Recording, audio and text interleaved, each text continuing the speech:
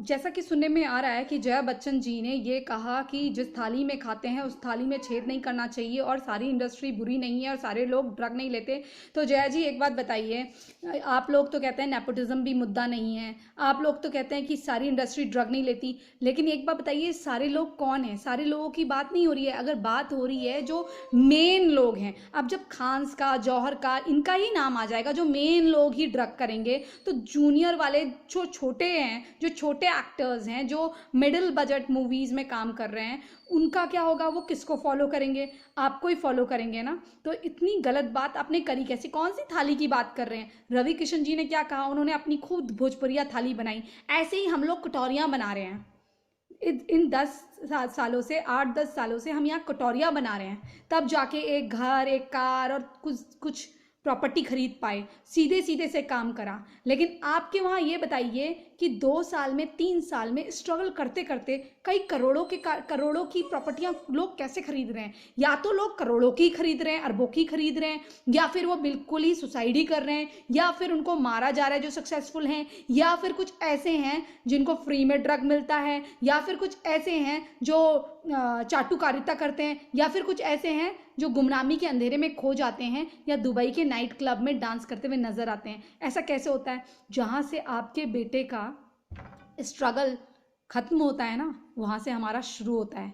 अगर एक नॉर्मल लड़के की इतनी सारी पिक्चरें आके फ्लॉप हो गई होती ना, तो उसको एड़ी चोटी का जोर लगाने के बाद भी काम नहीं मिलता। या तो उसको या तो पिछवाड़ा देना पड़ता, या तो उसको गे बनना पड़ता, या फिर उसको अपना लिंग परिवर्तन करा के छोटे छोटे काम करने पड़ते। जैसे गौरव था ना, वो गौरवी बन गया था, वैसे जैसा उसको LSD खिला के बलात्कार करा था ना, वैसे। तो आप इस तरह की जो बातें कर रही, कौन सा थाली हमको भी बताइए। वो थाली क्या आम जो लोग आते हैं उनके लिए होती है? वो थाली होती है सिर्फ स्टार किड्स के लिए। वो थाली होती है सिर्फ उनके लिए, या तो जो स्टार किड्स के साथ हैंग आउट करते हैं ना, जो मल्टी मिलियनर्स के बच्चे होते हैं, उनके लिए वो थाली होती है, क्योंकि उनका ही डाइनिंग टेबल होता है। डाइनिंग टेबल होता है आपका, थाली होती है आपकी।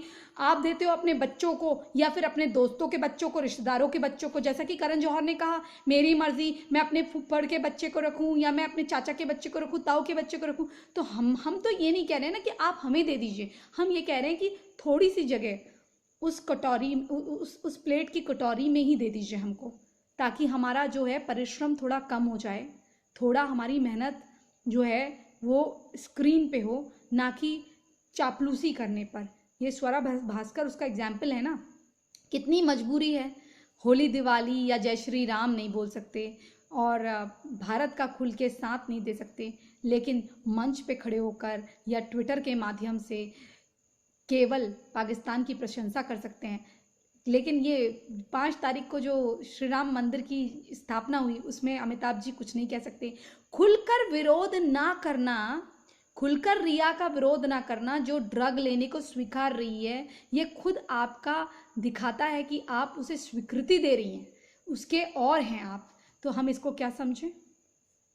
जब एक गलत चीज़ होते हुए आदमी देखता है, तो 2 संदर्भ को लेकर वो चुप होता है। या तो वो उसके सर पे बंदूक लगी हुई है और वो बोलने का मौका ढूंढ रहा है, जैसा कि कंगना ने करा, कि मजबूर थी, उसके साथ कुछ गलत हो रहा था, करियर बनाने के बाद वो आउट हुई, उसने गंदगी को साफ करने की सोची, उसे मौका मिला।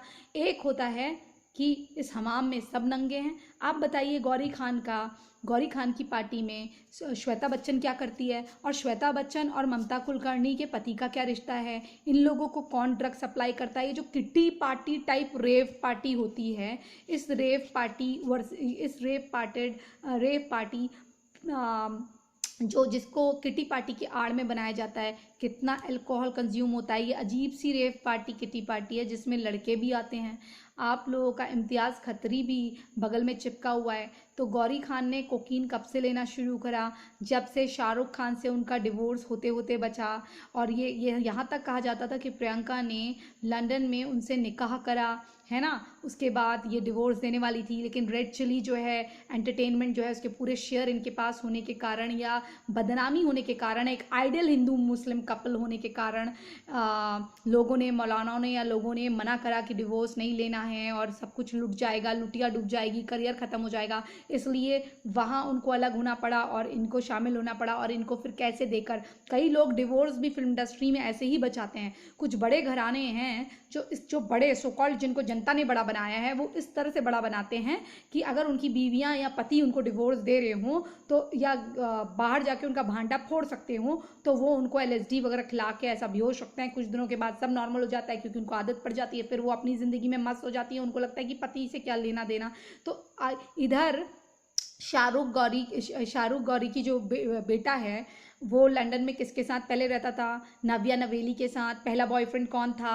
तो ये जो चीज़ें हैं ये बहुत सोचने वाली हैं। शाहरुख खान का बेटा आर्यन जो था पहले नव्या नवेली को डेट कर रहा था, उसकी ओपन बिकनीज में जो पिक्चर्स आई थी, हालांकि मुझे कपड़ों से कोई लेना देना नहीं, ड्रिंक करते हुए और स्मोक करते हुए और ड्रग कंज्यूम करते हुए, तो इसका क्या मामला बनता है। शायद आपको इसीलिए तकलीफ है ना, क्योंकि घर में आग पहुंची है, घर में आग पहुंची है। और किस तरह से ऐश्वर्या राय को सलमान कैसे कंट्रोल करते थे, ये सारी चीज़ें आपको सोचनी चाहिए बोलने से पहले। क्योंकि जब आप बोलती हैं बचाव में आके, आपके पति रिया के लिए क्यों नहीं बोले, क्योंकि पिक्चर आ रही थी, फिल्म आ रही थी, वो तो अब आप फ्लॉप समझ लो, उसे कोई नहीं देखने वाला, हम लोग नहीं देखने वाले।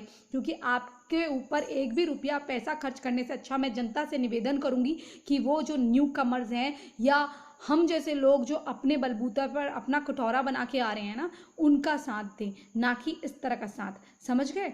और ये कुछ लोग जो हैं जिनको जो 900 चूहे खा के बिल्ली हज को चली वाला मामला है, उन लोगों से भी मैं निवेदन करती हूँ लोगों से कि प्लीज़ ऐसे लोगों को अपना हीरो और आइडल मत बनाओ। ये सब कर्म करके आने के बाद तुम्हारे हीरो बन रहे हैं। अरे हम लोगों का सपोर्ट करो, हम लोगों ने नहीं पिया ये ड्रग, हम लोगों ने नहीं करा ये ड्रग, और इसी कारण से ना कॉम्प्रोमाइज़ करा, इसी कारण से अच्छी खासी शक्ल होते हुए भी हम लोगों को अपने आप को कुछ बड़ी फिल्मों से दूर रखना पड़ा। यहाँ साउथ में देख लीजिए, त्रिशा वगैरह सब लोग करते हैं। अब क्या कहा जाए, अब इनका जब ये खुद इनके घर में इनकी नाती पोती कर रही है तो उसको बचाने के लिए एक्चुअली ये आ रही हैं।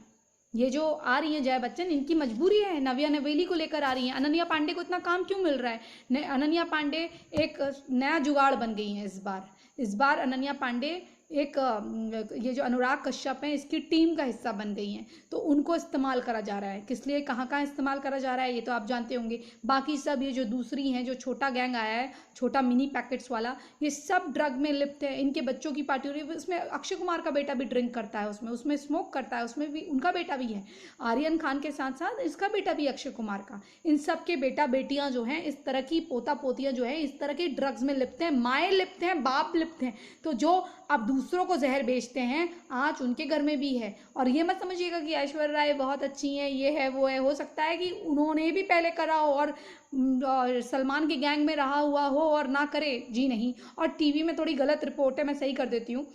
जैसा कि एक टीवी मीडिया चैनल बता रहा था कि ये एक खाड़ी से आती है। खाड़ी देशों के साथ साथ कुछ ऐसा केमिकल है जो वहाँ नहीं मिलता है, वो आता है केमिकल आपका, जो केमिकल ड्रग्स आते हैं साउथ अमेरिका से, ब्राज़ील से आता है कुछ ड्रग, और कुछ आता है मैक्सिको से, फिर वो खाड़ी देशों तक पहुंचता है, पेरू के रास्ते, अफ़गानिस्तान, पाकिस्तान, फिर इस तरह से आता है। एक बार आपको मैं बता दूं, किसी पत्रकार ने पूछा ये ड्रग किसके लिए बना रहे हो, ये अफीम और ये जो दूसरा केमिकल ड्रग है ये किसके लिए सप्लाई कर रहे हो। तो उन्होंने बोला वहाँ देख रहे हो, उसने बोला हाँ वहाँ तो पंजाब है। उसने बोला उसके पीछे क्या है, उसने बोला हिंदुस्तान दूसरा पंजाब है, तो बॉर्डर पार का। तो बोला उन लोगों के लिए बना रहा हूँ। इस तरह से आपकी जो नस्ल है उसको बर्बाद और हिजड़ा बनाने की साजिश हो रही है।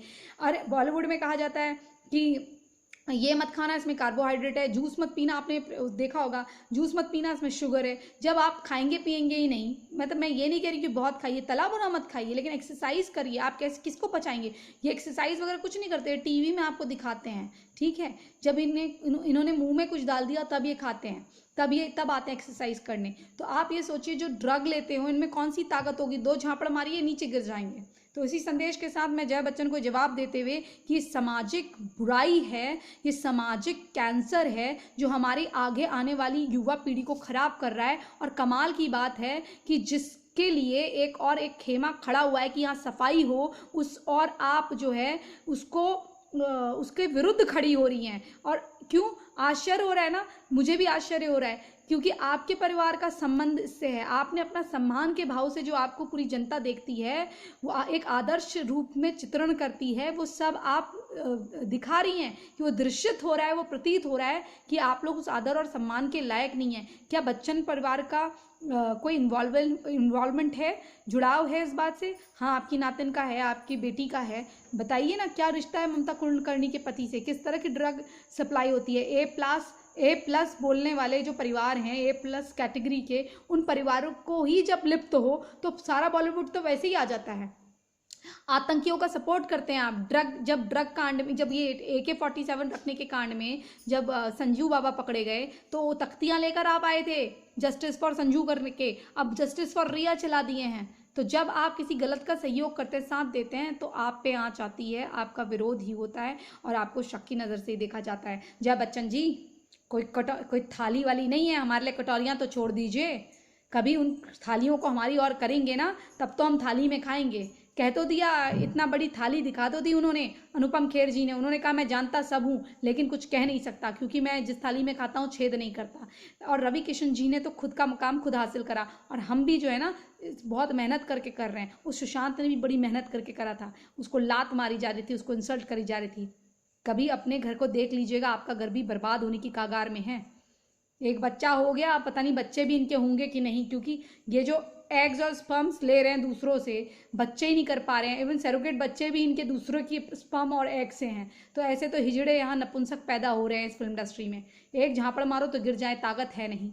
इसी संदेश के साथ मैं जया बच्चन को जवाब देते हुए कि कुछ शर्म करिए, आँच आपके घर में आ चुकी है।